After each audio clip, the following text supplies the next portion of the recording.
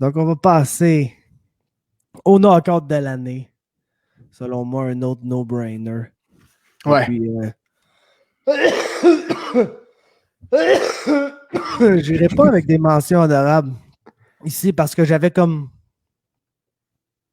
genre, mettons, 30 KO en liste, là. T'en avais une coupe. Fait que c'est ça, je vais pas y aller des mentions honorables puis tout, ça durera pas. Toi, as-tu encore comme ton number one avec quelques mentions? C'est exact, mon gars. J'ai fait. Ça a été Excellent. mon modèle. Ton modus operandi.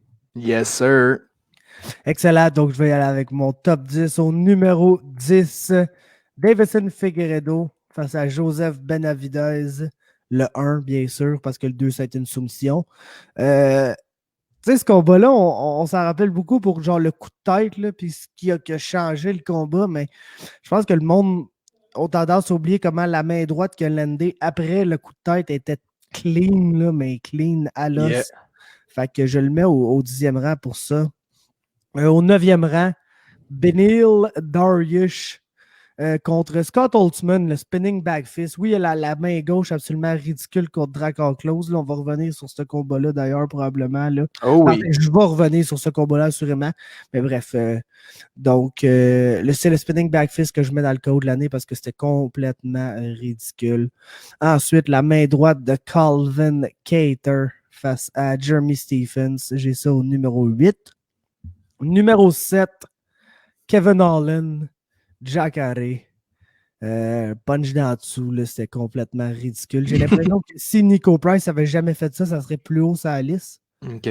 Mais cette année, man, il y a eu des knockouts complètement fous, dont mon numéro 6 sur la même carte, Raphaël Fiziev face à Renato Moicano. Là, la combinaison là, qui commence avec le body punch, qui finit ça avec 2 crochets, le dernier qui passe flush.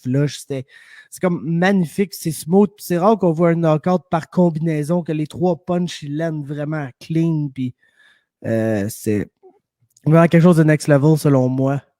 Ensuite, au numéro 5, Sean O'Malley, Eddie Wineland, le walk-off KO, c'est complètement fou.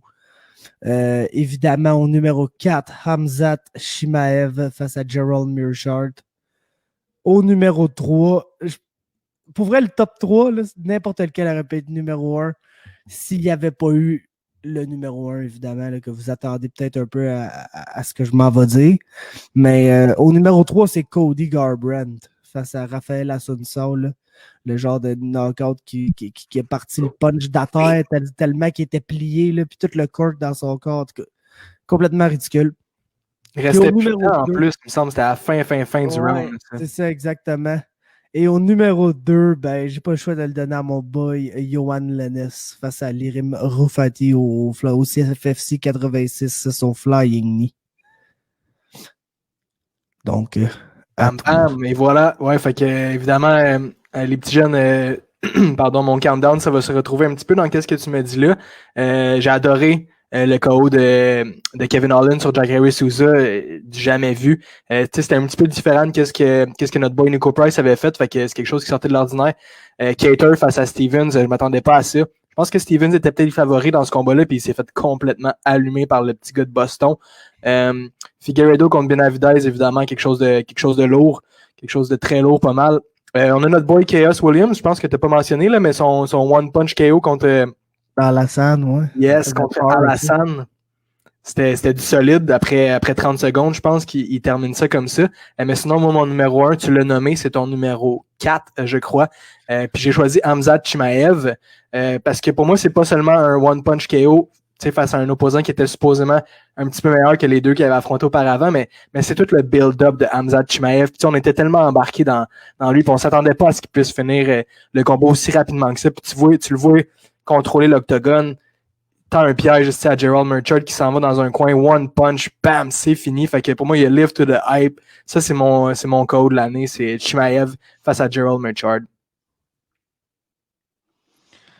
Il fallait que je change d'account pour avoir les en tout cas. No stress. Pas grave. Donc, au numéro 1 des knockouts de l'année, selon MMA Talk, vous aurez bien compris que j'ai choisi le dénommé Joaquin Buckley face à Impa Kasanganay. Gros, du jamais vu, ça a fait le tour. Tout le monde l'a vu. Là. Tout le monde l'a vu. Ma mère a vu ça. Mon père a vu ça. Ma soeur a vu ça. Tout le monde l'a vu. Tu comprends? New man, ça. Fait que, genre, on n'a pas le choix d'y donner, man. C'est là, genre, once in a lifetime knockout. Là, le gars qui attrape qui se fait attraper son kick puis qui s'en sert pour spinner dans un autre kick. Genre, complètement ridicule. Là. Donc, c'est le knockout de l'année et de loin, là, selon moi. Probablement le knockout de la décennie. Là, fait que... ouais, on ne s'assinera pas longtemps là-dessus, mon Faber. Quel KO incroyable. Une technique venue des cieux. Une carabine d'or bien méritée. Tout ce que tu veux, mon jeune.